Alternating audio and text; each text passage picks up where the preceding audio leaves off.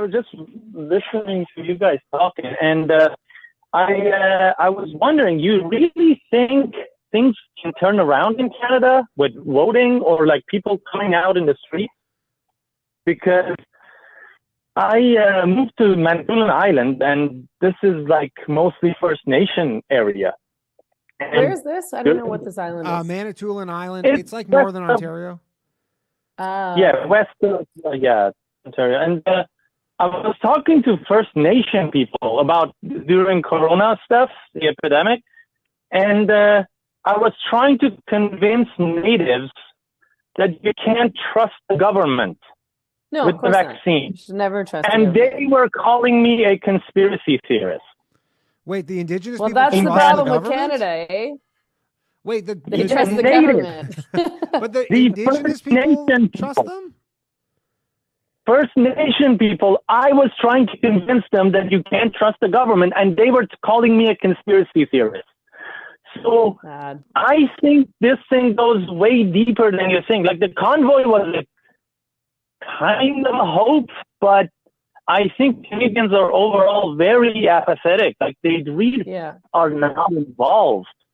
I had completely lost any hope that anything good would happen to Canada. I thought it was a lost cause before the truckers' convoy, and that did give me a lot of hope. That was really a hopeful thing. But I don't know.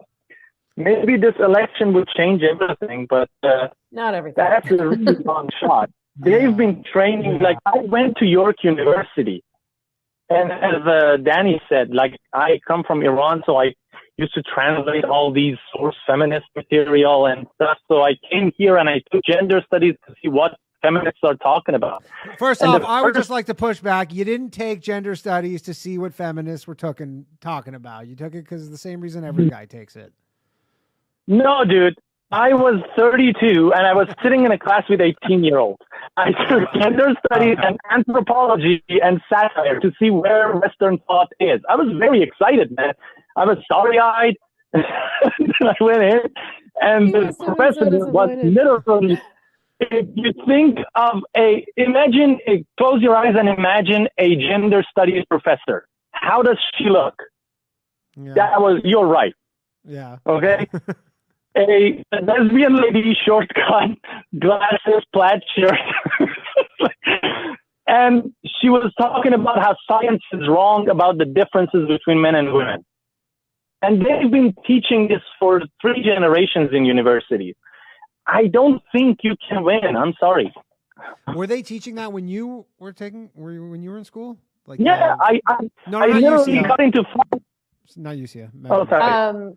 They were starting to. So when I started in women's studies, it would have been when I started taking women's studies classes, it was just at college because I practically failed out of high school. So I couldn't get into a university yet.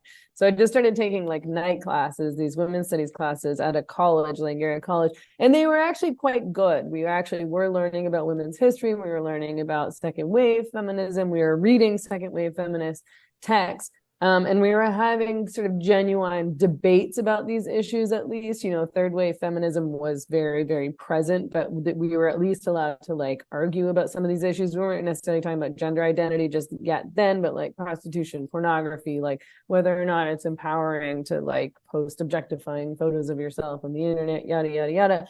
But once I got to actual university, like once I got to SFU, and particularly once I got to graduate school, then they were just mostly teaching gender theory, and we weren't reading anything that was like pre-1990, which is why all these young women are so fucking confused about what feminism is.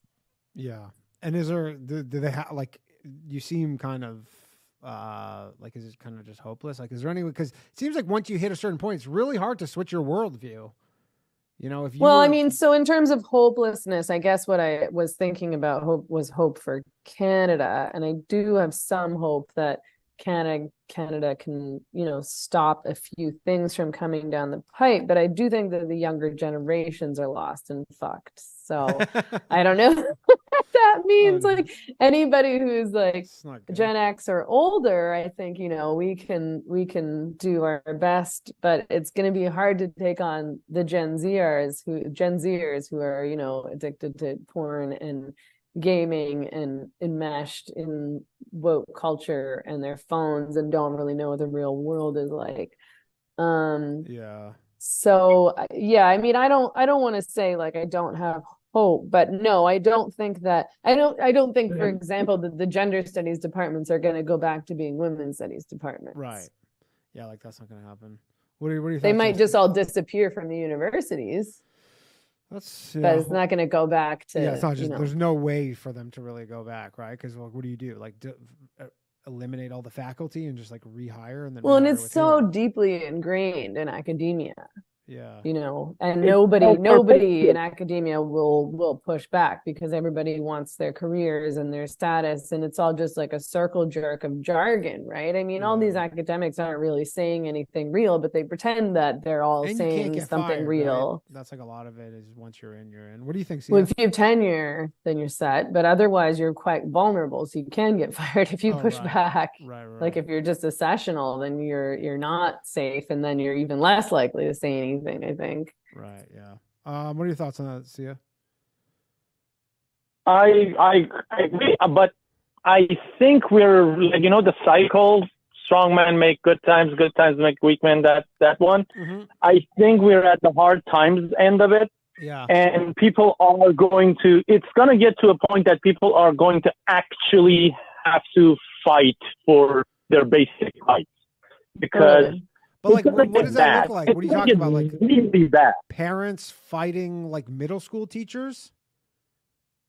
Like people have, like basically what she said, like you have to take to the streets.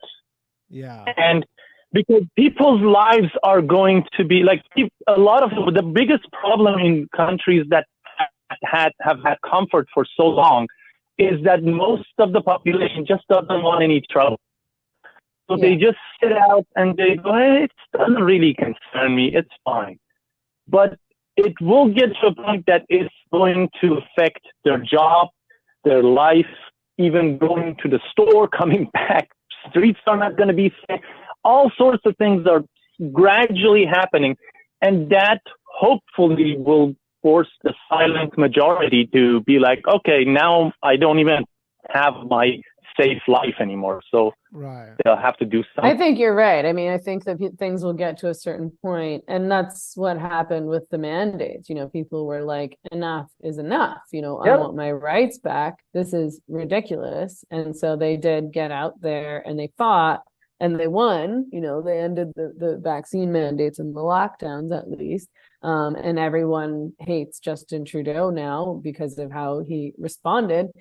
But yeah, I mean, you're right. People in Canada are super comfortable, way too comfortable. And they just think, okay, well, if I just keep going along, then I'll have my comfortable life and I'll be safe and everything will be okay. But at a certain point, it won't be okay. And we're going to have 15-minute cities, or, you know, people will have to turn over their gas stoves and lease an EV that won't take them, as won't take them past, I don't know.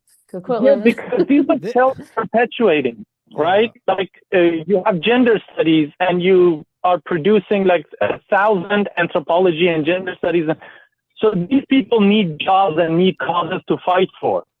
So they're going to push the goalpost, everything's just going to go to extreme. And right now we're seeing the results of it. And I think that's the only way. Do they have, you know, that in California they passed the law where they could basically take your kids from you if you didn't like affirm their like gender? But then they can go to another state and get trans there and live with then they trans pervert. Newsom vetoed it though, which was like kind of trans family. Yeah, where people were like surprised by it a little bit. Yeah. But I think a lot of people were surprised by that. But it's because he wants to be president, so he was trying to. I think he's picking up on the fact that most people don't actually support that, despite what people in San Francisco say.